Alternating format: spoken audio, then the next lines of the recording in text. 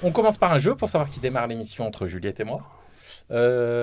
Juliette, on va faire le jeu du film. Donc Mika, tu nous donnes un mot. Oui. Et on doit trouver un mot en français. Oui. Et on doit trouver un film ou une série dont le titre contient ce mot. Ours. L'ours. C'est l'ours. C'est l'ours. J'ai gagné. Et donc c'est Juliette qui a perdu. Donc c'est à toi de lancer l'émission.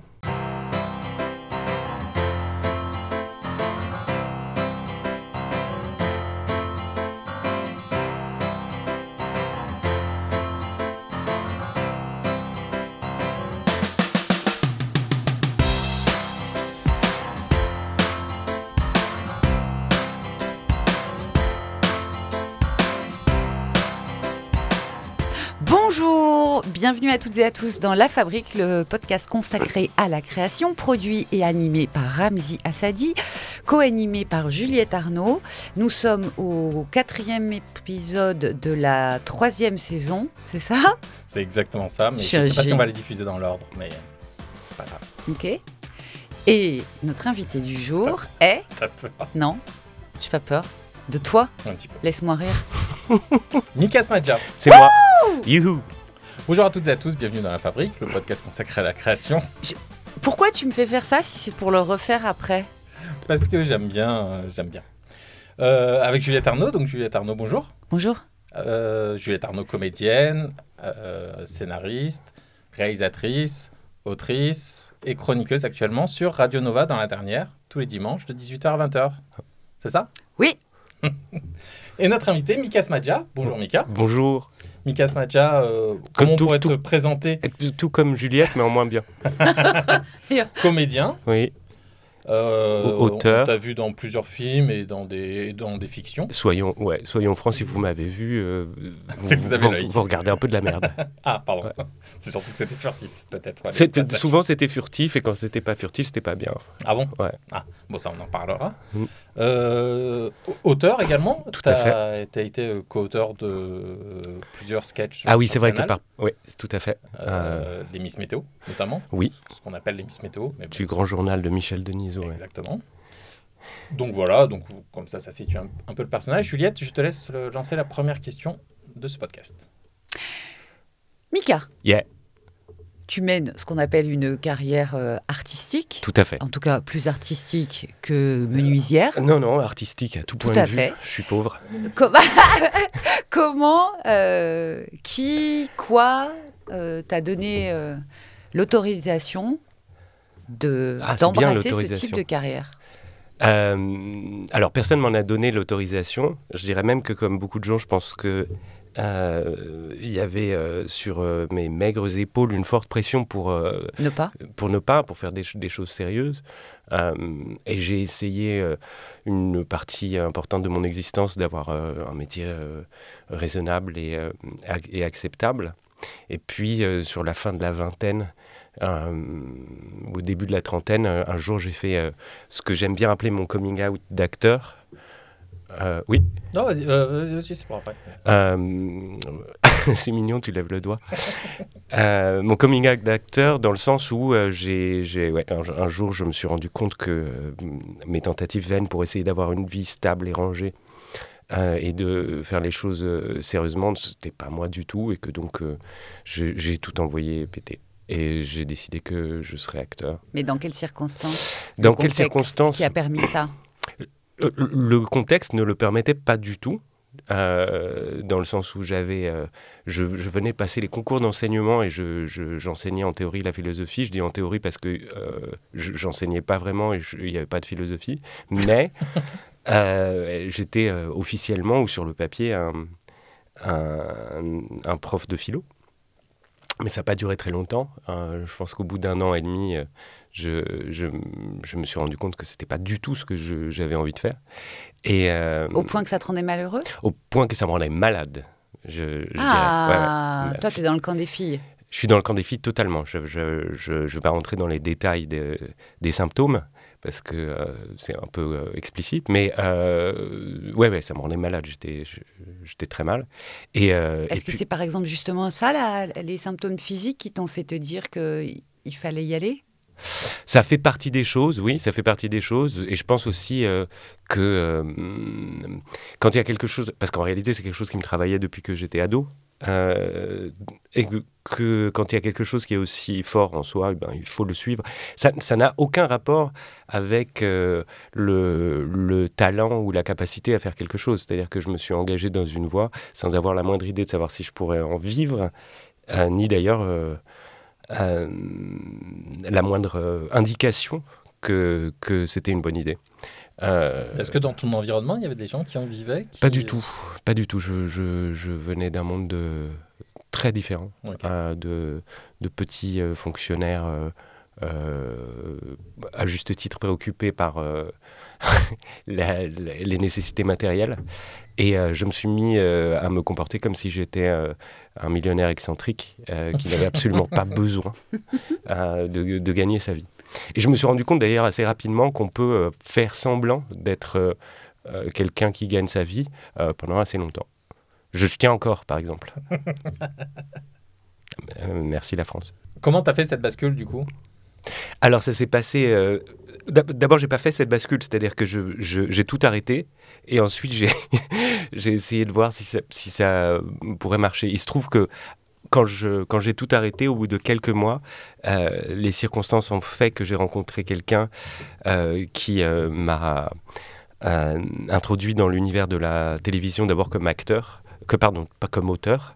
Qui ça, tu peux le dire ou pas? Non. Non, ok. Et ensuite... Il a mis tout. Non, alors vraiment pas. Enfin, je crois... Merde. C'est un homme hétérosexuel qui a passé 25 ans? Non. Il a mis tout. Ah, non. Non, mais c'est quelqu'un qui est toujours mon ami, donc je présume que je n'ai pas fait trop de mal. Et donc j'ai commencé comme ça, comme Et auteur. tu l'as rencontré comment? Dans un bar. Dans un bar? Ouais. Vraiment? En jouant au backgammon.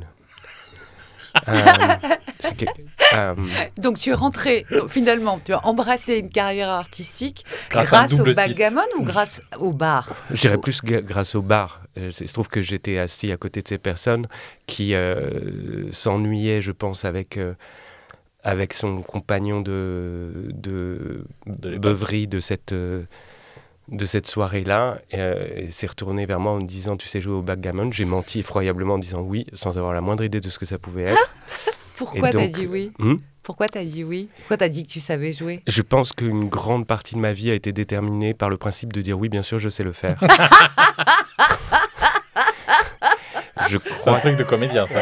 Il y a beaucoup de choses qu'on apprend dans la panique qui suit ces quelques instants où on a dit oui, pas de problème.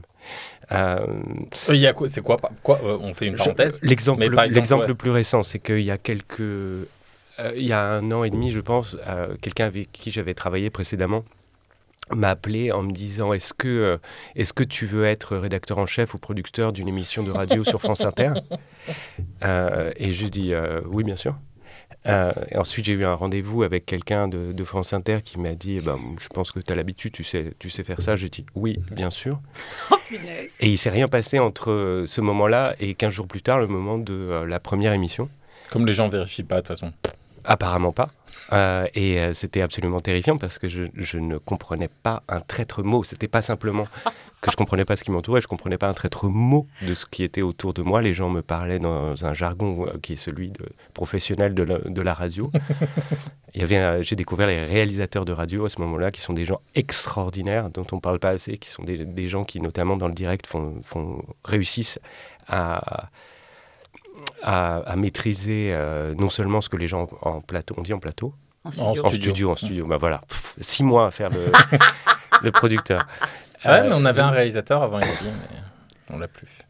Je veux pas savoir pourquoi. Et donc j'ai improvisé. Je pense que ça s'est vu, mais les gens étaient incroyablement gentils avec moi. Mais ça n'a pas eu d'impact. Ah si, l'émission s'est arrêtée.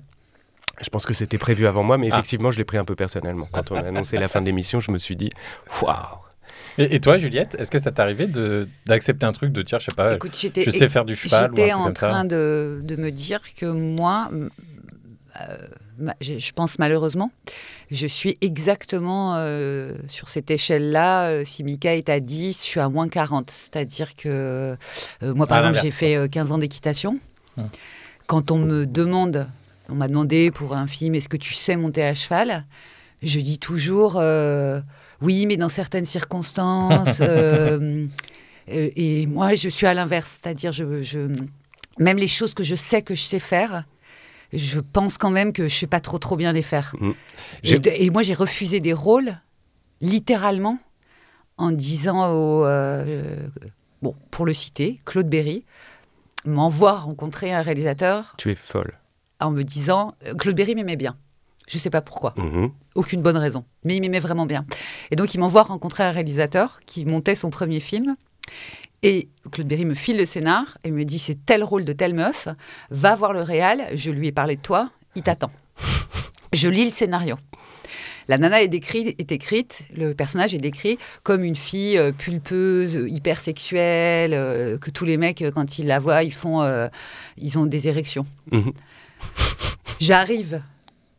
J'ose pas dire à Claude Berry, parce que je veux pas l'embêter, mais quand j'arrive au rendez-vous avec le réalisateur, je le laisse même pas parler. Je lui dis, alors je vous détends tout de suite.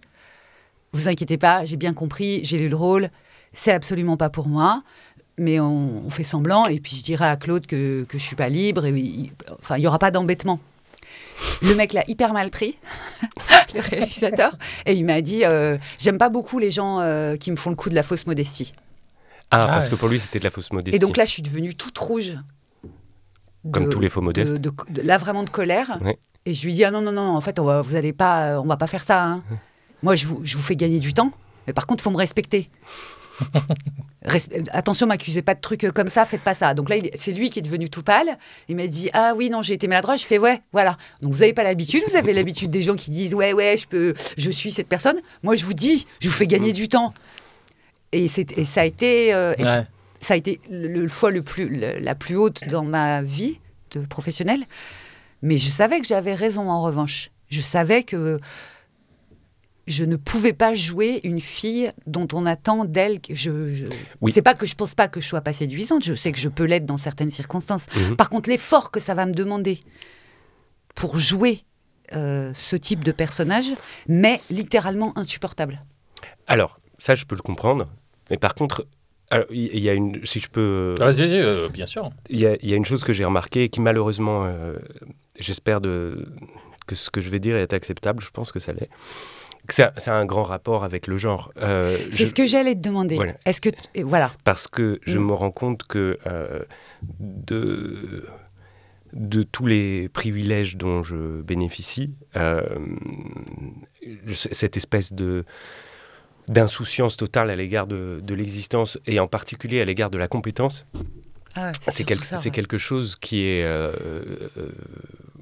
malheureusement assez universellement masculin on nous apprend bien souvent que en fait il faut oser, qu'il n'y a pas à avoir peur, qu'on apprendra sur le tas, ce genre de choses. J'ai toute ma vie été entouré de femmes bien plus talentueuses et compétentes que moi, et que tout l'univers qui les entourait, qui passaient leur vie à dire non, je n'ai pas assez travaillé là-dessus, je n'oserais pas m'exprimer sur cette question, non, il me faudrait des mois pour arriver à faire ça, etc. Et de mecs totalement nuls à chier. Dont je suis probablement le pire d'entre eux. Je pense que ma seule qualité, c'est au moins de le savoir. C'est-à-dire que je ne me raconte pas d'histoire sur ma compétence réelle. Sur la plupart des choses, je sais qu'il y a 3 choses que je sais faire, mais c'est vraiment pas beaucoup dans une vie. Et même ces 3 choses, je les fais probablement moins bien que plein de femmes qui, elles, doutent. Ont appris à douter de leur capacité. Non seulement parce qu'on ne leur a jamais donné la force et la sécurité de se lancer dans les choses, d'oser se lancer dans les choses au risque de se planter, mais aussi parce que quotidiennement, toute leur existence, c'est pas juste au début, c'est que ça dure toute la vie. Leurs erreurs se payent 10 fois plus que si même ce sont des erreurs. Que celle des mecs. Les mêmes choses peuvent être interprétées comme de l'audace et du culot. Comme de l'audace, exactement. On dit audace, culot ou sens de l'humour. Ou guts. Voilà. Guts, real. Guts, c'est c'est les on dirait les couilles en français. Ok. Ouais, il Moi a les aussi, couilles ça dans... m'est arrivé, mais c'était pas sur un truc artistique du tout. Non, mais ça C'était. Mais ça relève de la même chose. Ouais, mais c'était à Pizza Hut. J'avais 17 ans ou 18 ans. Mhm. Et du coup, ils m'ont recruté et tout. Et sauf que j'avais jamais fait de scooter de ma vie. Pardon. Le génie. Et donc, Ils m'envoient, ils me disent ah putain, là c'est un chemin un peu galère, mais vas-y, machin. Je pars et je démarre. non, Le scooter se renverse dans tous les sens. dis-moi qu'il y avait les pizzas dessus. Il y avait les pizzas Ah, dedans, c'est bien sûr. magnifique, c'est absolument Bien sûr. magnifique. Et le pire, c'est que le manager, du coup, il est sorti comme ça. Il fait mais qu'est-ce qui s'est passé? Moi, je saignais du genou et tout. C'est j'avais un casque, donc mais je saignais du genou, du coude et tout. Il fait oh putain les pizzas.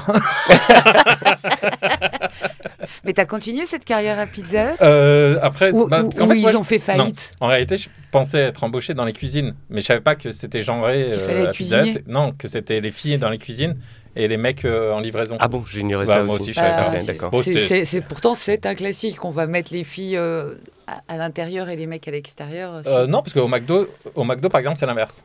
Ah Ils bon mettent, à l'époque. Hein, Non, je mais te dis extérieur, ça je te dans parle les de 2000. l'extérieur, dans Ah oui, ok. la rue. Oui.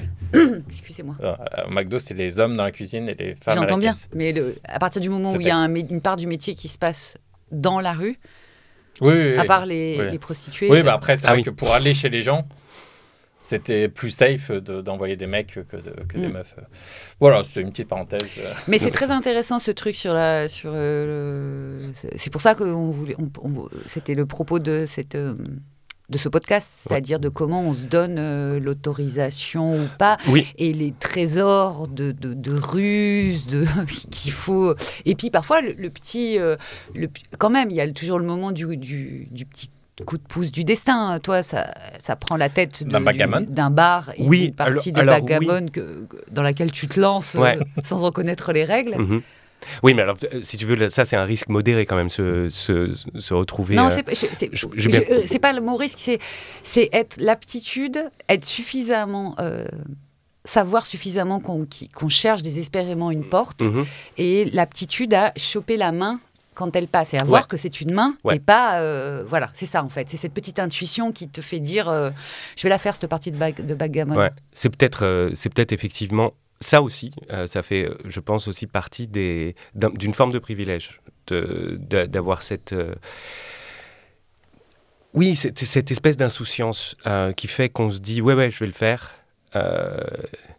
Je connais personnellement plein de gens qui, encore une fois, auraient au moins à ce moment-là bien plus mérité cette porte entrouverte que moi, mais qui, quand on leur a proposé une partie de backgammon, c'est absurde comme métaphore, cette partie de backgammon.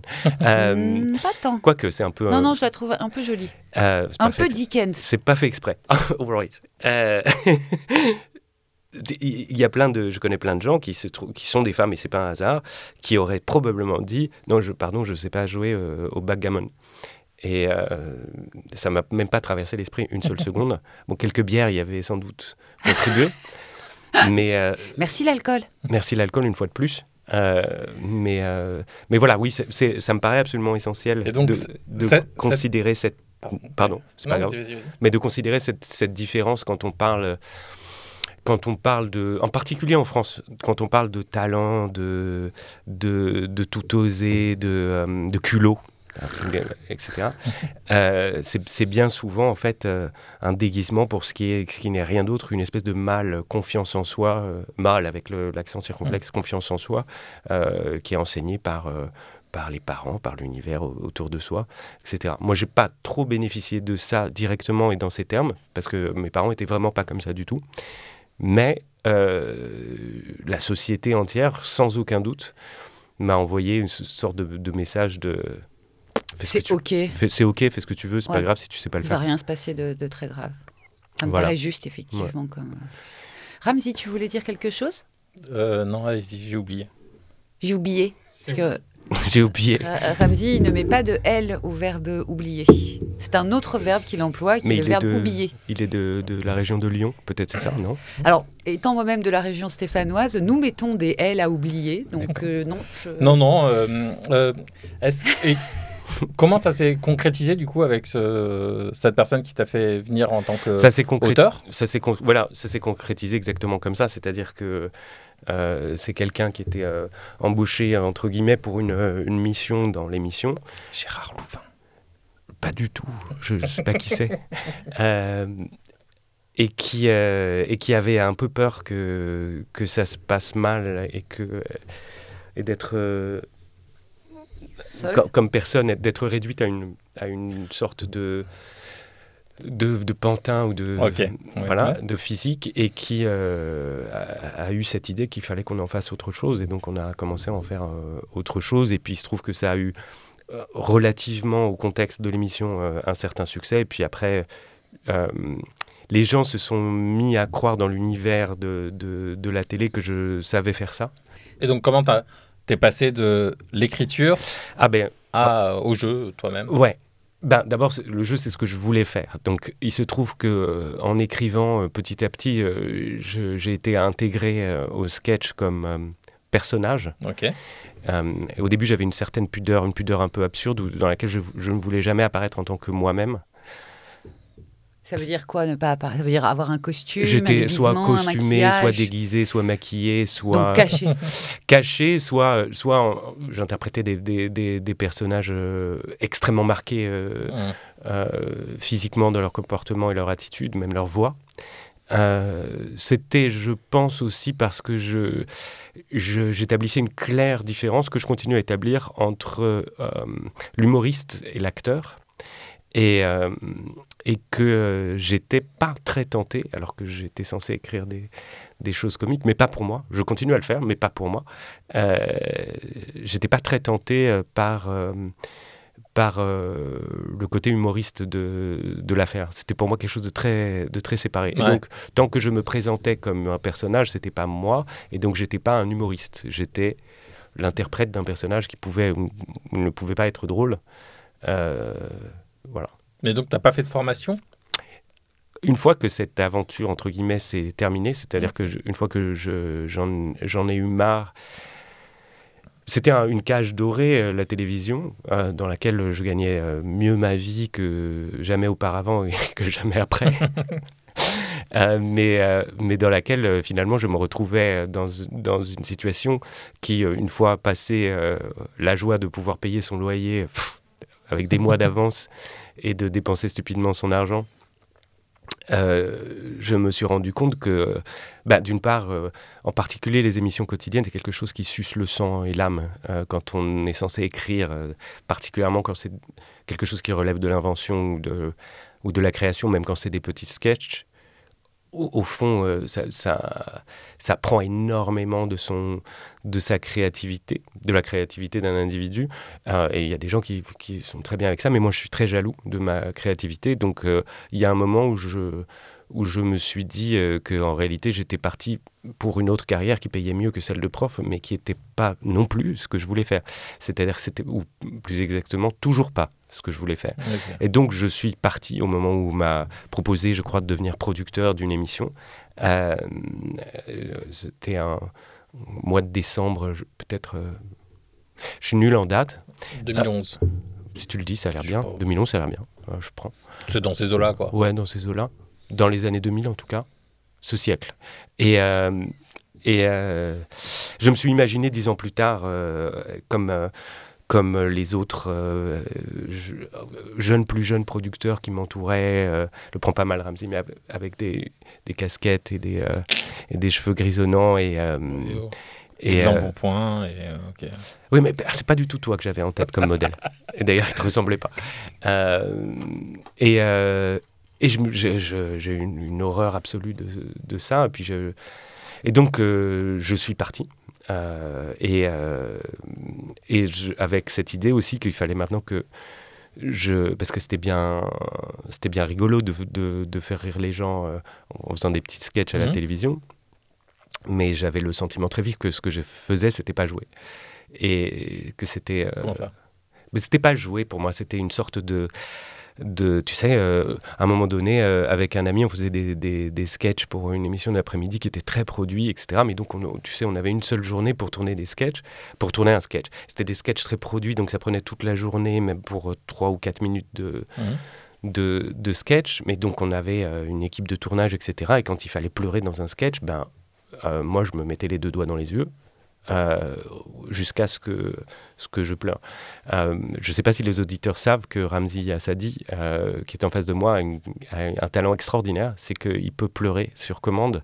Simplement, il est en train de le faire là, c'est vrai, simplement en ne clignant pas des yeux. Moi, j'ai pas du tout ce talent, donc je me mettais les 2 doigts dans les yeux pour pleurer, en essayant d'y mettre un petit coup d'ongle avec. Tu m'émeus assez là, en ce moment. Mais c'est toi qui m'émeus, donc ça me touche. Je vais sortir. Et donc... Et donc voilà, Vous les hommes, vous êtes vraiment d'un niveau de gênance en règle générale, mais c'est effrayant quoi. Je crois que je le prends comme un compliment. Donc voilà, je me suis dit ça c'est pas joué. Et donc j'ai décidé de me former et j'ai volé des formations en Angleterre, en France et en Italie. Je dis j'ai volé parce que j'avais largement dépassé l'âge maximum pour entrer dans les écoles de théâtre. Dans les écoles de théâtre, limité à 25 ans généralement. 25 ans, un peu plus maintenant, mais ça reste très limité. D'ailleurs, on ne sait pas pourquoi. De façon générale, il y a un agisme de la société qui me fait de plus en plus chier au fur et à mesure que je deviens vieux. Surtout dans un monde où les vieux, très clairement, on ne vit pas au Nigeria, hein. C'est-à-dire qu'on vit dans un pays de vieux. Oui. Et pour autant, on ne veut pas voir les vieux. C'est les vieux qui consomment, c'est les vieux qui regardent les films, c'est même les vieux qui regardent les séries, c'est les vieux qui...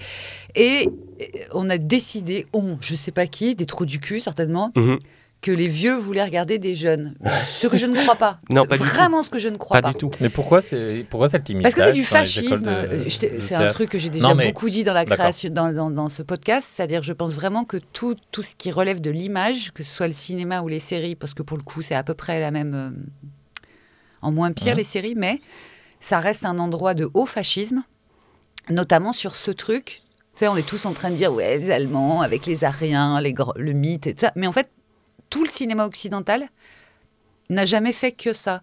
C'est-à-dire choper des gens extrêmement jeunes avec des peaux qui prennent extrêmement bien la lumière pour des raisons très simples. Hein. Une peau toute lisse et gonflée de jeunes personnes prend mieux la lumière qu'une peau plus fanée. Fin de l'histoire. Ça, c'est du fascisme. Alors, ils le justifient comment dans les écoles de théâtre? Dans les écoles de théâtre, ils ne le justifient pas parce que sinon, ils ne gagnent pas leur vie. Okay. Donc ils mentent. Moi, j'ai personnellement un complément d'explication peut-être à ce jeunisme. C'est que il y a, et c'est particulièrement vrai en France, il y a dans le rapport général aux acteurs et actrices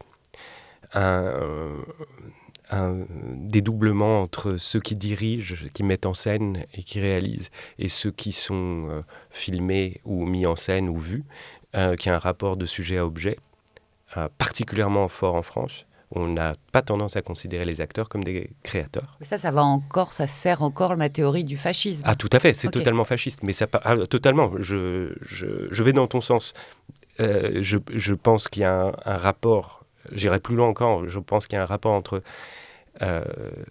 entre ceux qui filment ou ceux qui mettent en scène et ceux qui sont mis en scène.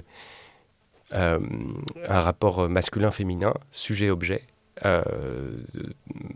très fort, qui explique d'ailleurs une grande partie des abus qu'on découvre tous les jours. Et qu'on ne va pas cesser de découvrir. Et qu'on ne va pas cesser de découvrir parce que ça fait partie profondément d'une culture.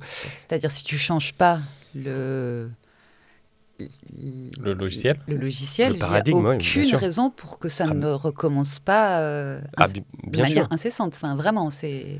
Et pour enseigner justement parfois à quelques futurs réalisateurs ou metteurs en scène ce que c'est qu'un acteur, c'est la mission que je me suis donnée, c'est aussi de leur apprendre que leurs acteurs et leurs actrices sont des créateurs au même titre qu'eux au moment où ils sont en train de faire ce qu'ils font, et que donc ce rapport de sujet à objet,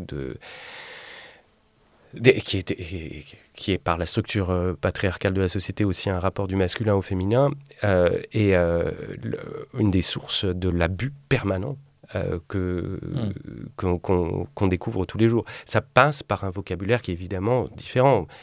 On entend tout le monde, tous les réalisateurs dire aujourd'hui, particulièrement en France, j'insiste là-dessus, qu'ils ont besoin d'une rencontre, de désirer leurs acteurs, machin, Oui. etc. Et la caméra devient une sorte de substitut pénien. C'est complètement délirant. Et j'avoue que en tant qu'acteur, c'est très très énervant parce que on se trouve dans la possibilité, dans la situation, je ne sais pas si ça arrive à Juliette aussi, en fait de faire le con, de faire le jeune, de faire l'idiot, de faire la brute, de faire l'innocente. Enfin, évidemment, à moi, on ne me demande pas de faire l'innocente. Je ne sais pas pourquoi. Mais on me demande souvent de faire la brute. Il m'est arrivé de décrocher des rôles en faisant semblant devant le réalisateur, pas en jouant, mais en casting. En faisant semblant d'être une espèce de brutasse débile qui était prête à mettre un coup de tête à n'importe qui, parce que c'était le rôle et parce que aussi il y a une sorte d'érotisme cheap qui est lié au jeu de comédiens et d'acteurs, dans la culture européenne en particulier, où les filles, elles doivent être désirables sans faire exprès, et les mecs doivent être un peu tous des brutes épaisses, plus ou moins dangereux, ou alors, parce qu'il y a plusieurs options de la masculinité, plus que de la féminité, ou alors des espèces de serpents qui parlent comme ça. Je parle... On parle de Lucchini, donc. Tu parles de Lucchini, je ne sais pas pourquoi. Oui, évidemment, ce sont des options de la masculinité plus que des acteurs. En France, on est Depardieu, Lucchini ou Dujardin. Quand on est acteur, c'est un choix. C'est ça. Et quand tu es une fille, ce que tu viens de dire, c'est très intéressant sur elle doit être désirable malgré elle. Oui. Il y a eu une époque... C'est le truc de la girl next door, non ? En gros, oui. Et en fait, ça aussi, c'est un très très niveau. Ça n'a pas l'air, mais c'est pour moi un très haut niveau de fascisme. Ah oui. Au début du cinéma, je t'en parle souvent parce que je suis une vieille personne, Ramzy, il y a eu le cinéma muet, c'est-à-dire qui n'était pas encore une industrie. À cette époque-là, l'industrie, elle était dirigée, il y avait plein de femmes qui faisaient de la réal, plein de femmes qui faisaient de la production, plein de femmes qui avaient des plateaux de cinéma. Et donc, elles fabriquaient des rôles, et c'est elles qui ont inventé les rôles de femme fatale. La femme fatale, c'est l'inverse de la fille désirable malgré elle. C'est une nana qui va chercher... qui prend la séduction comme une arme pour renverser son monde, sa table, voilà. Ça en fait une femme dangereuse. Et on a toutes besoin de ça, que les gens aient besoin de penser qu'on est dangereuse. Moi, l'avantage que j'ai eu, c'est que on m'a jamais proposé de rôle d'ingénue, parce que même à 20 ans, j'ai jamais eu une tête d'ingénue. Je l'étais profondément, je le suis restée très tardivement. Après, j'ai rencontré les bonnes personnes pour me passer l'envie de l'être. Mais toi, tu fais peur. Mais moi, je fais peur. Et je faisais déjà peur même à 15 ans. Enfin, j'ai toujours dégagé un truc d'inquiétant. Ah oui. Et... Non, mais c'est cool d'autorité, parce que... quoi. Et d'autorité. Ah oui, oui. Parce que j'ai une voix ferme, Ouais. qu'elle est posée, que je sais bramer, et puis que j'ai un regard un peu avec mes gros yeux, là. Hein, Ramzy ? Qui prennent toute la place dans la Ils salle. prennent toute la place dans le studio. Entre les deux, là. Exceptionnellement, aujourd'hui, Ouais, il y a il y a concurrence. baston de gros yeux. Il y a Vraiment, concurrence. vous touchez les yeux. Et donc, je pense, moi, tous les voilà. deux. Et moi, j'ai pas été, heureusement, j'ai pas eu à subir ça. D'accord. Voilà. Mais tu vois ce dont je parle. Mais je vois tellement, et toutes mes copines avec qui j'étais en cours de théâtre, qui étaient dans cette catégorie-là, des beaux visages candides, où en gros je voyais bien ce qu'elles évoquaient chez les garçons, que ce soit les futurs metteurs en scène, les futurs acteurs, je vais le dire crûment, mais c'est les bousculer. Alors moi j'irais plus loin, je pense que c'est une culture du viol qui se... Mais c'est oui. exactement ça que j'entends. Au mieux les bousculer. Ouais. Tu vois, amener sur ses petites peaux pâles une rougeur. Ouais. Et bam, avoir la caméra. Et la choper. Exactement. Et c'est Ok. monstrueux, Ouais. parce qu'on a 20 ans, on est des bébés. Et tu réduis une fille, qu'est-ce qu'elle a choisi sa carnation ? Qu'est-ce qu'elle a choisi d'avoir la peau si pâle que la moindre émotion va lui amener cette rougeur ? C'est monstrueux, en fait. L'idée même est monstrueuse. Et personne ne remet ça en question. Pas du tout, parce que, encore une fois, je pense d'abord, ça fait partie profondément d'une culture qui est beaucoup plus vaste. C'est la culture européenne en général et française en particulier, puisqu'on est ici. C'est une culture qui est basée sur ces formes de domination masculine qui, dans la culture française, depuis très longtemps maintenant, s'articule autour de notions comme la justification de tous les désirs, le désir comme une gloire en soi. On ne sait pas pourquoi. Tous les films de Keshish. Sans doute. J'en ai pas vu assez. Oui, d'après ce qu'on entend, ça a l'air d'être un peu ça. Mais après réflexion, oui. si. Non, parce que c'est vrai que j'en ai pas vu assez, mais j'en ai vu suffisamment pour voir que ça filme souvent pas l'intelligence des... lui, il filme le cul des gamines de 15 ans. Tu vois, tu l'as dit comme ça, voilà. Mais il y a pas que lui, c'est-à-dire que fondamentalement, je peux vous dire quelque chose. Je suis de culture française, mais pas que, et donc j'ai des perspectives qui parfois sont un peu décalées. Une grande partie du temps que j'ai passé dans ma vie en France, des gens que pourtant je considère comme des gens chouettes, m'ont parlé des Valseuses, ce film, comme si c'était vraiment l'alpha et l'oméga pas juste du cinéma, mais même d'une certaine culture française, etc. Et puis j'ai fini par voir ce film 40 ans après tout le monde. Ce qui fait que je vais peut-être voir Titanic dans 40 ans. Mais toi non plus, tu l'as pas vu? Non. Moi non plus. Mais non, mais il me casse les couilles. Ça y est, je rencontre quelqu'un qui ne l'a pas vu Titanic. Moi non plus. C'est vrai? C'est extraordinaire. Allez, champagne. Je trinque avec mon café. Et moi avec mon jus de pomme. Et je suis très décidée à ne jamais le voir. Pareil. En plus, j'ai l'impression que je l'ai déjà vu parce que... Putain. Oui, en fait, j'ai l'impression que moi, je connais déjà l'histoire. Oui. Bon, donc on en était sur aux valseuses. Il meurt à la fin. Et la scène de la voiture et la scène du dessin où il dessine, machin. Enfin, j'ai l'impression que je connais toutes les scènes. Les valseuses. Titanic. Ah oui, Titanic. Il n'y a pas de voiture, je crois. C'est un bateau. Oui, mais on appelle pas ça la voiture, quand ils font l'amour dans une cabine. Je l'ai pas vu. Je crois qu'on appelle ça peut-être, je crois, une voiture. Ok. Bon, peut-être que je me trompe. Moi, je te crois. Moi, je te crois. Les valseuses, oui, j'ai fini par voir ce film. Et pas si longtemps avant que Depardieu soit accusé par finalement beaucoup de gens de viol.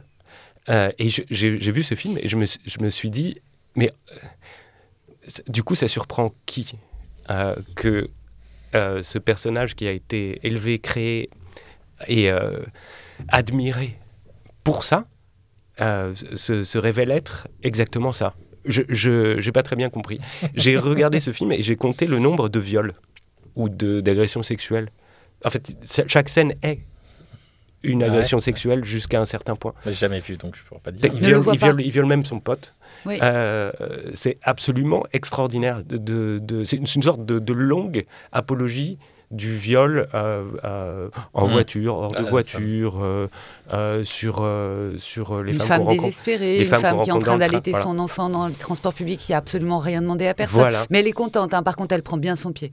Franchement, toutes ces meufs violées, elles jouissent, mon pote, on n'a jamais vu ça. Il y a trop de jouissance presque. T'as envie de dire, mais laissez-en pour les autres. Nous, qu'est-ce qu'on va faire? Vous jouerez pas. Ah bon, on s'en remettra. Et que ça ait représenté pendant des années c'est une forme de masculinité désirable, imitable, et du coup aussi une forme de jeu d'acteur qui est respectée et admirée. J'avoue que quand toutes ces choses se sont mises en place, encore une fois très tard par rapport à d'autres gens, je me rends compte de m'être réveillé très tard sur ce que c'était que les valseuses. Puis aussi, alors j'ai appris très récemment la signification du titre. Les valseuses, ce sont les testicules. Ah bon? Oh mon minou, il le savait pas. Non. Oui, mais c'est ça. En fait, la violence, elle commence dès ce moment-là. Dès le titre. C'est moi, je suis petite. Je vois les valseuses, je suis mineure. Ouais. Ah. Et je demande benoîtement à ma mère après le film, mais personne n'a valsé. Parce que moi, j'avais une grand-mère qui m'avait appris à valser, 1, 2, 3, 1, 2, 3, 1, 2, 3. Et donc, vraiment, je suis allée voir le film en me disant, à un moment ou à un autre... Mais ça, où? Qui dit ça? En argot? En argot, ouais. vieil argot. Une paire de valseuses. Ouais. Petit parisien, quoi. Okay. Oui, mais c'est vraiment un mot. C'est pas parce qu'il est complètement passé de mode. C'est claques et c'est valseuse et il est allé. Tu le parles bien. Ouais, voilà, ce genre-là. Oui, c'était un mot, c'était. Voilà. Il se trouve que, étrangement, ce film n'a pas remis ce mot d'argot à la mode du tout. Par contre, le viol, totalement à la mode. Ouais, ça a marché, ça. Et ce qui est très triste dans toute cette histoire, c'est que c'était censé être du cinéma extrêmement progressiste, fait par des gens qui étaient la génération de 68. Évidemment. Et donc, la gauche, qui n'a jamais voulu faire un examen de conscience, pour parler comme une bonne petite catho que je suis, malgré moi, comme la gauche, pas un devoir de conscience, mais comment on appelle ça ? Une remise en question. Oui, mais tu sais, on dit ça aussi en politique, quand tu fais un... C'est un truc, une sorte de bilan, mais devoir de... Mémoire ? Non. Bien sûr. Inventaire. Voilà. Un devoir d'inventaire. Comme la gauche, culturellement, n'a pas voulu faire un devoir d'inventaire sur ça, on est en train de le payer maintenant. Et si on se prend l'extrême droite au pouvoir, en partie... Non, mais... Tout ce que la gauche n'a pas voulu faire de devoir d'inventaire, c'est aussi ça qui se paye culturellement. Voilà, maintenant. Le Parti socialiste va désormais former ses candidats aux violences sexistes et sexuelles. À la lutte contre, peut-être. À la lutte contre les violences sexistes. Oui, je sais pas, j'espère. Je me suis posé la question de ce truc. J'arrivais pas à dormir hier soir et je me disais, c'est quoi cette histoire des SOS Racisme ? Pardon ? Non, c'est un petit collectif pour lutter. Années 80. Le mot. Ah, oui, c'est vrai qu'on dirait qu'on essaye de... Aidez-moi, il y a du racisme. Ouais, ou alors, allons au secours du racisme. Enfin, mot pour mot.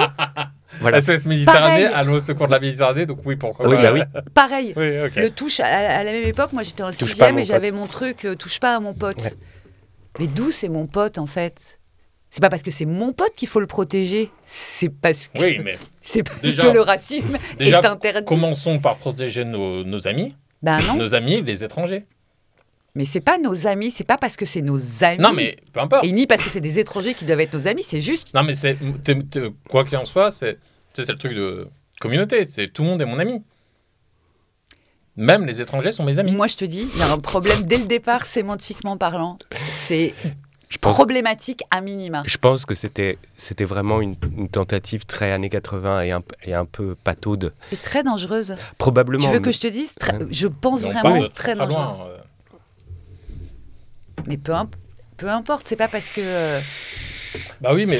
toutes choses qu'on fait... C'est comme tout, faut faire tu te rappelles, dans l'épisode avec Hakim, on parlait de Smaïn qui a été une étape pour ouvrir la porte à Jamel, pour ouvrir ensuite la porte aux autres, à nous.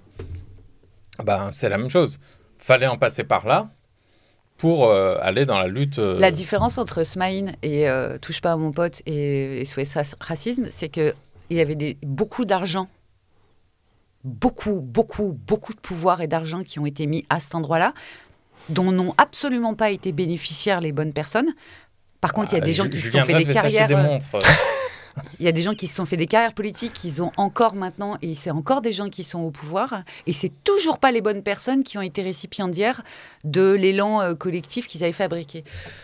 Ça aussi, devoir d'inventaire, il n'a pas été fait. J'ai l'impression qu'on a un peu dérivé. Oui, on a complètement dérivé, pardon. De tout ça. Mais c'est lui, là, avec ses valseuses. Pardon, moi, je parlais que de testicules. Oui, mais moi... moi, j'ai eu ce truc-là en voyant un film où... Parce que les valseuses, j'arrive pas bien à comprendre.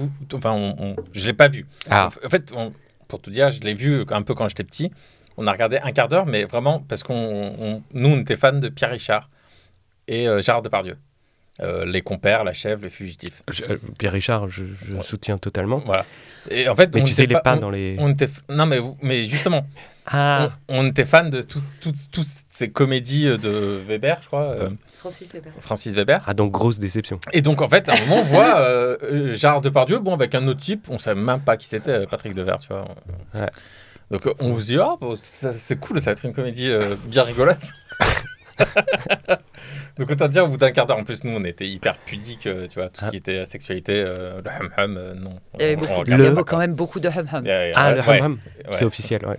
Oui, c'est le mot officiel assadien. Dans le vocable assadien, le hum-hum. Je me rappelle. Et la représentation, toute représentation de l'activité de fesses. Et donc t'as couvert en disant hum-hum sur fesses. Oui. Et donc, oui, j'ai regardé un quart d'heure. Donc, j'arrive pas à savoir si, quand vous dites culture du viol, tout ça, est-ce que vous parlez vraiment de vrais viols dans le film ou, de vrais viols filmés dans le film où c'est vraiment... ou alors, le réalisateur a pas voulu filmer un viol, c'est juste qu'il a... Enfin, c'est pas juste, il a pas axé sur le consentement de la personne. Non. Le problème, Ramzi, c'est qu'en fait, c'est la même. Hein. Non, alors, je suis pas clair. Non, toi, tu te demandes si notre soupçon de viol, c'est pas un soupçon de viol, on pense, Mika et moi, que ce film est le berceau de la culture du viol. Mais par exemple, parce que je voulais revenir à Irréversible. Ouais. Moi, c'est ça le film qui m'a gêné. Là, c'est un viol. C'est une scène de viol. Alors, est-ce que c'est de ça dont on parle dans Les Valseuses ? Non, pas du tout. Voilà. Donc, tu as encore moins de défense, d'une certaine manière. Les deux personnages positifs sont Patrick Devers et Gérard Depardieu, qui jouent deux jeunes mecs qui emmerdent la société bourgeoise, installée, mesquine. Donc, en plus, on te les vend comme... des héros populaires. D'une génération. Du coup, c'est pire. Et en même temps... la liberté, elle est que pour eux. C'est la liberté de leurs couilles, très précisément. De leurs valseuses. Par contre, toutes les femmes qui sont autour, et Dieu sait qu'il y en a, elles, on s'en fout. On s'en bat les reins. C'est plus que ça. Hein. Pour répondre à ta question, la question de savoir si ce sont des viols dans le film, j'avoue que c'est pas forcément ma... C'est pas un viol à la Irréversible ou à la Chien de paille, ça c'est sûr. Okay. Mais néanmoins, la question de savoir si ce sont des viols est beaucoup plus ambiguë que simplement... oui, bien sûr. C'est pas tiens, ils font l'amour, mais est-ce qu'il lui a demandé son avis ? Ils sautent sur des gens, ils font l'amour avec des mineurs. Je dis faire l'amour. C'était juste pour avoir une vision réelle. Ouais. Et donc moi, en revanche, j'ai eu ce truc-là en regardant Irréversible, où là, c'est un viol assumé. Mais ce qui m'a gêné, c'est pas... Ça arrive dans les films, évidemment, les viols, c'est normal. Déjà, c'est normal. Non, on peut en discuter. Tu peux raconter l'histoire d'un viol, ça n'a pas de souci. Je sais pas. Pourquoi pas Moi, j'ai le droit de dire, après un siècle et demi de cinéma, j'ai peut-être le droit, par exemple, moi, de penser que ça suffit de filmer des viols, ça suffit de filmer des meurtres, ça suffit de filmer des tueries de masse, ça suffit... Par exemple, moi, j'ai quand même le droit de dire que j'ai pas envie que tout le monde se branle en regardant le film Joker. Mais c'est pas ça que je dis, et trouver cette violence tellement cool. Attends, avant que tu... D'accord, je suis partie vite. Oui, c'est pas ça que je dis. Je dis pas que... C'est bien de le filmer, justement. C'est là où je voulais en venir. Ah, shit. Bon, il y a une petite alarme incendie, donc on va peut-être s'interrompre un tout petit peu. Et on revient tout de suite. Des bisous. A few moments later. On est de retour, donc pas de feu. Ça va, tout va bien. Tout le monde va bien ? Ouais, moi ça va. Ok. J'ai rarement été mieux. Ouais. Ok. Donc on parlait de viol. Et donc ce que je disais... c'est raconter des histoires de viol, je suis d'accord, mais en fait, c'est les filmer et la façon dont il l'a filmé dans Irréversible qui m'a extrêmement choqué. Quoi la durée, déjà. Ouais. Et la façon dont c'est filmé. C'est ça que je voudrais que tu m'expliques. Parce que moi, pour mes mots, je suis allée le voir à sa sortie, ce film de Gaspard Noé, et pendant la scène du viol... J'étais avec mon copain de l'époque, je me suis levée toute droite et je suis sortie. J'ai pas vu, j'ai refusé catégoriquement de rester dans la salle. Et je me suis sentie, j'avais pas de mots de réflexion à l'époque, mais en gros, j'avais l'impression que c'était une affaire, pour en faire un peu trop, pour être un peu pleine d'emphase, j'avais l'impression que c'était une affaire de vie ou de mort. Et c'était même pas moi les images sur l'écran. C'est après, comme je pouvais plus regarder l'écran, je me suis mis à regarder les gens autour de moi et tout à coup, j'ai vu plus que des hommes en train de regarder cette scène. Et j'ai eu l'impression de... Je sais pas, je trouve dans la forme... Après, moi, je suis pas réel, donc... Mais j'ai l'impression qu'on accompagne le violeur, en fait, dans son acte. Et c'est ça qui m'a un peu, peut-être, oppressé dans... Oui, t'avais pas l'impression que la caméra, elle était du côté de la victime, non, mais qu'elle était du qu'elle côté était du côté du violeur. du bourreau, ouais. Mais après, je l'ai vu j'ai vu une fois la scène et je la reverrai Moi, j'ai plus jamais. une vision très différente. Alors, la première fois que j'ai vu, c'était au cinéma quand il est sorti, et j'ai fait exactement la même chose que toi, c'est-à-dire que je suis parti et je suis pas revenu. Et puis, je voulais plus entendre parler de Gaspard Noé. De ce film, en tout cas. Il se trouve que des années plus tard, j'ai rencontré Gaspard Noé et qu'on est amis. Et Petit monde du show business. Pas vraiment, puisque j'ai jamais tourné dans un de ses films.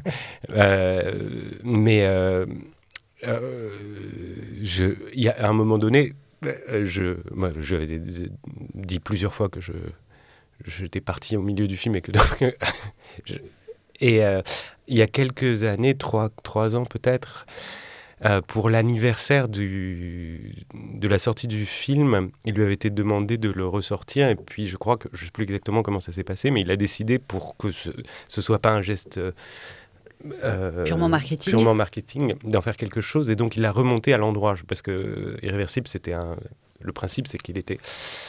Et donc, il l'a remonté à l'endroit, si j'ose dire. C'est très impressionnant d'ailleurs, parce que ça change considérablement la narration et ce qu'on reçoit du film. Et puis, donc, il m'avait gentiment invité à voir une projection. Et je lui avais dit, écoute, je te préviens, moi, de la même façon, à ce moment-là, je sortirai. Il me dit, oui, tu fais ce que tu veux. Et puis, donc, le film se déroule, sauf que je ne savais pas, du coup, quand interviendrait cette scène, puisque, enfin, je pouvais deviner, mais c'était pas clair. Ouais. Beaucoup plus tôt que ce que j'avais anticipé, forcément, puisque le film est remis à l'endroit. Et donc, je me suis retrouvé un peu coincé à voilà, la scène. On n'était pas beaucoup dans la salle, donc je ne pouvais pas vraiment sortir. Et c'était vraiment une petite projection comme ça pour voir ce que ça donnait. Et donc, je me suis mis entre les sièges, avec les mains sur les oreilles et les yeux fermés pendant un moment. Puis finalement, quand même, j'ai vu des bouts de cette scène. J'ai été aussi choqué que je pensais que je le serais. Mmh. Plus encore même, je pense. En même temps, je l'ai interprété de façon très différente. C'est-à-dire que je me suis dit, parce que moi, l'image que j'ai eue et vue de ce personnage de violeur qui est presque pas identifié physiquement, il a à peine un visage, enfin, c'était que j'ai eu cette espèce de réflexe qui est absolument horrible, mais je me suis dit que tous les mecs devraient être obligés de regarder cette scène.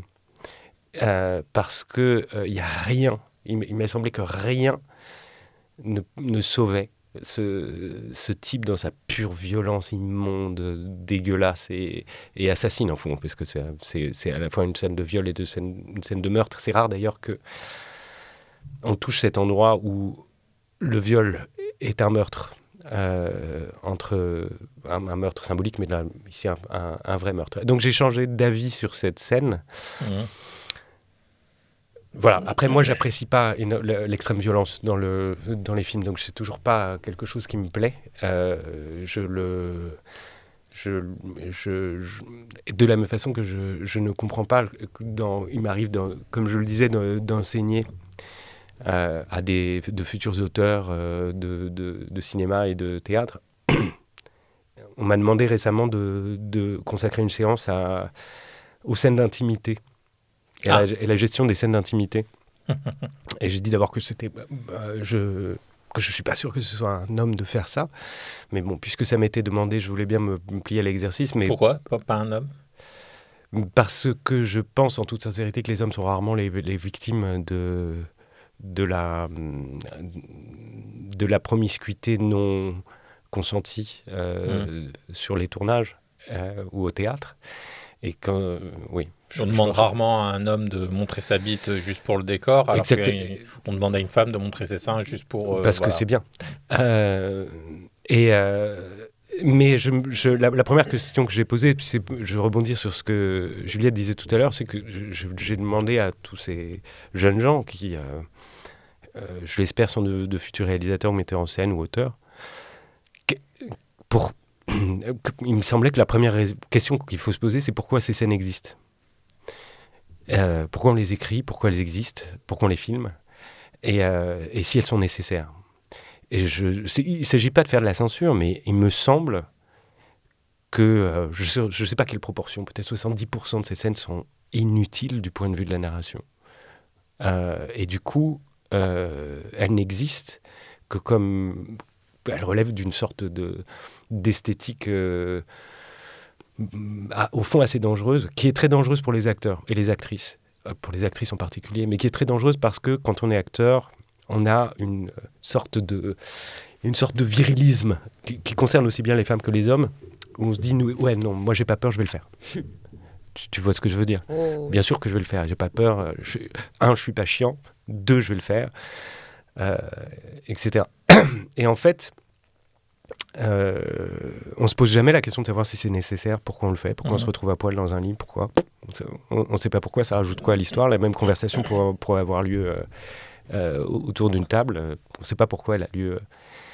Pour montrer qu'ils sont très proches, les personnages. Les personnages. Mais si tu as besoin de ça... Quelle proximité pourquoi Je me souviens d'une scène dans L'Amant.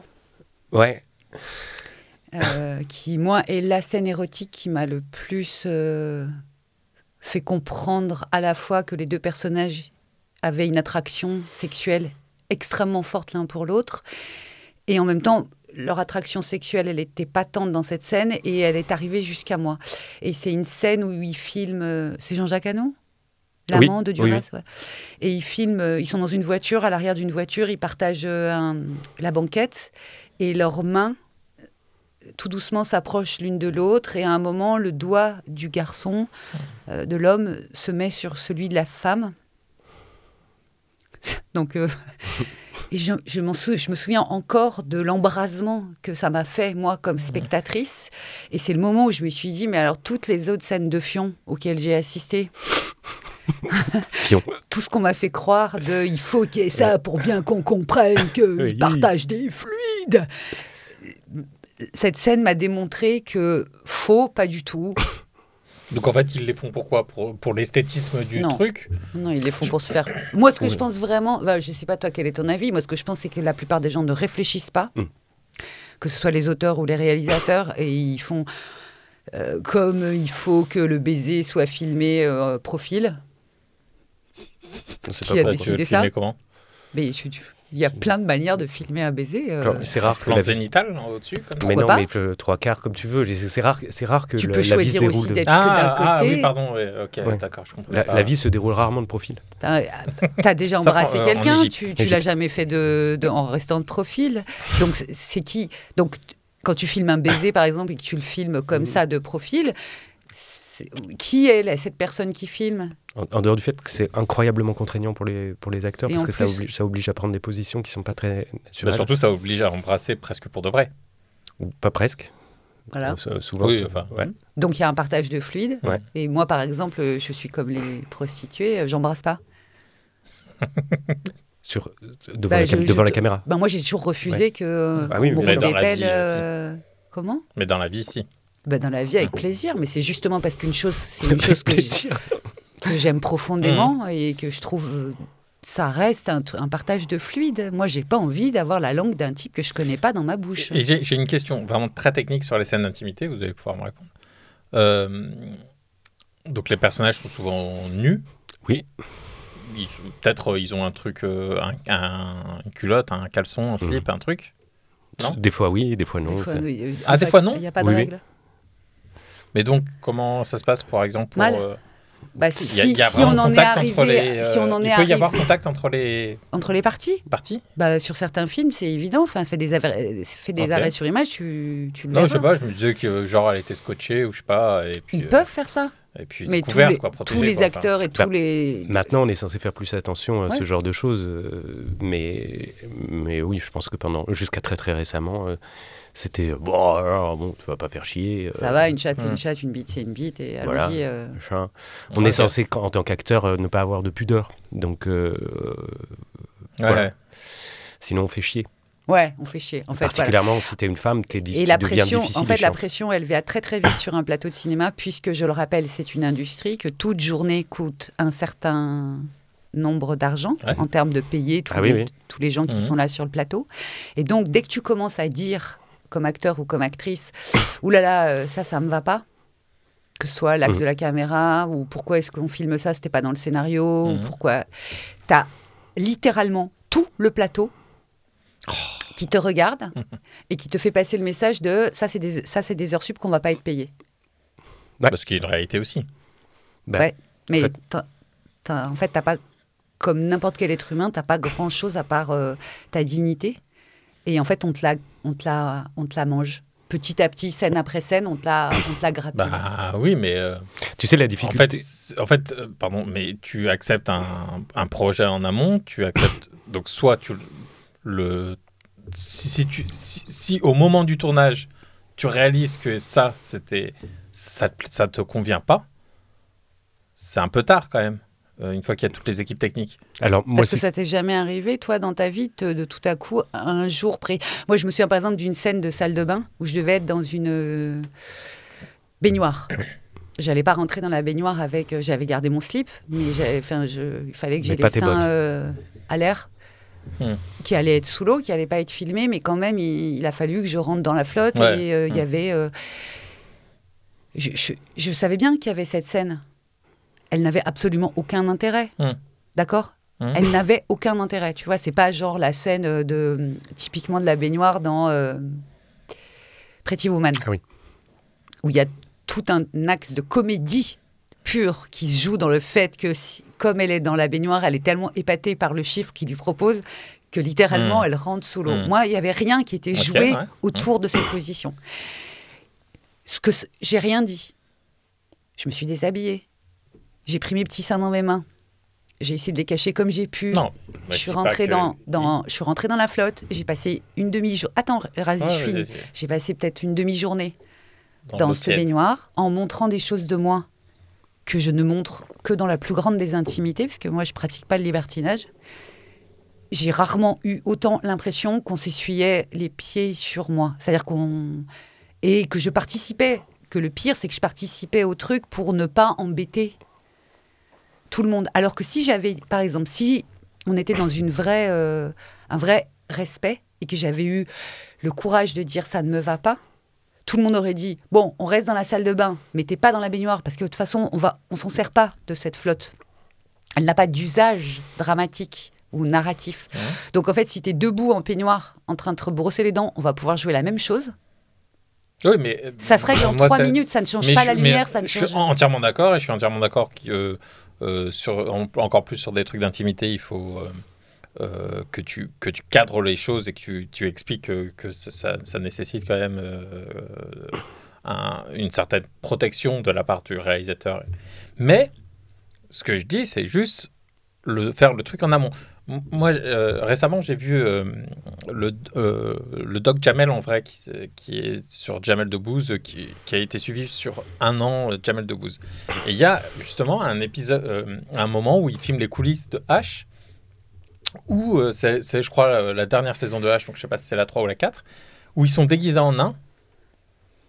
Et en fait, Jamel, il pète un câble, il dit, mais pendant le tournage de la scène, il dit mais c'est nul ce qu'on fait là, vous vous rendez pas compte, c'est nul, c'est de la merde ce qu'on est en train de faire, tout ça. Et il y a une discussion avec Eric Ramsey où Ramsey, je crois, dit à Jamel mais en fait je suis d'accord, c'est peut-être nul, mais on l'a validé en lecture. Donc si on peut pas se permettre là de planter toute l'équipe pour pas faire cette scène là parce qu'on la trouve nulle aujourd'hui, si on l'a validé en lecture. Donc moi tout ce que je dis, c'est si tu l'as validé avant ce truc-là, bah t'es obligé de l'assumer. Parce que autrement, tu plantes l'équipe et tu plantes les gens qui vont devoir travailler, faire des heures sup, pas payées. Moi, si je puis me permettre, d'intervenir, il y a d'abord, pour te répondre, d'abord, les acteurs qui peuvent se permettre d'avoir un avis sur le scénario, c'est pas la majorité des acteurs. Quand on te propose un projet, bien souvent, tu es dans une situation où tu acceptes. Parfois, quel que soit le projet, évidemment, on a tous nos limites. Mais en réalité, c'est un métier qui est totalement dépendant du bon vouloir de bien des gens. Et déjà, si tu as l'opportunité de tourner, tu la prends. Ça, on te le fait sentir à chaque milliseconde. Comme ça, on peut te remplacer. Y compris le fait que, par exemple, quand tu n'es pas très, très bien payé... surtout, d'ailleurs. Oui. Je pense que Jean Dujardin, s'il décide de changer son mais bien sûr. 12 lignes de scénario, il les change. Oui, tranquille. je suis sûr qu'il est très gentil, j'ai rien contre lui, mais on n'est pas dans la même... Son statut fait que, bien sûr. Comme il est très bien payé, on lui déroule le tapis rouge. Voilà. Alors que ceux qui sont les acteurs dits secondaires autour, en tout cas, ils ont moins leur mot à dire sur les choses. En fait, si moi, à la lecture du scénario, j'avais dit à cette époque, je ne comprends pas l'intérêt que cette scène... Le rôle, je l'avais juste pas. Voilà. Parce que les gens, ce qu'ils en tirent comme enseignement, c'est pas...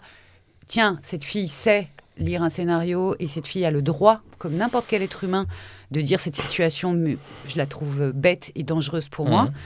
Tu t'y plies, tu rentres chez toi, tu passes des nuits à pleurer et tu sais même pas pourquoi en plus. C'est parce que c'est un réactif des zones traumatiques. En fait, c'est ça qui arrive aux actrices. La vérité, c'est ça. Je suis d'accord. La seule chose que je disais, c'était sur l'aspect planter les équipes. Mais qui... Oui. Sauf que ça, c'est le discours des producteurs et qui, après, gangrène très très vite.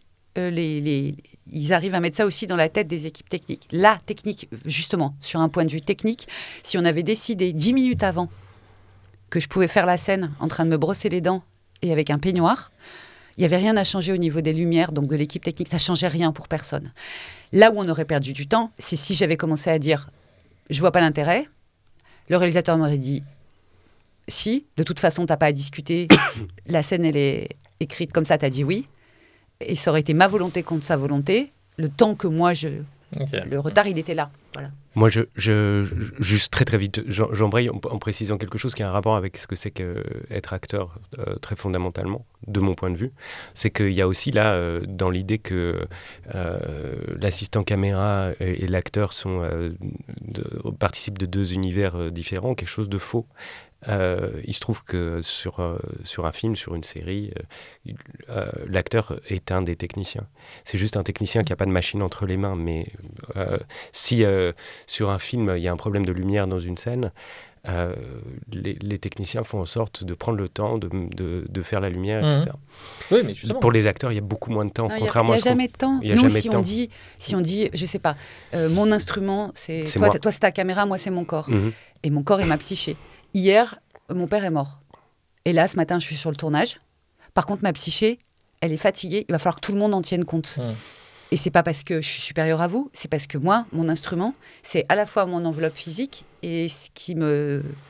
Et ben, quand tu es acteur, en fait, ce temps-là, il y a toujours du temps en tournage pour faire une meilleure lumière, pour installer un meilleur rail. Pour les acteurs, jamais. Alors, j'imagine que quand tu es Sean Penn, ou je sais pas pourquoi je dis Sean Penn. Pourquoi pas? Mettons Sean Penn. Est-ce que c'est pas juste votre point de vue, ou est-ce que c'est parce que peut-être le mec à la lumière, il se dit il n'y a jamais le temps pour faire la lumière comme il faut, en fait, machin.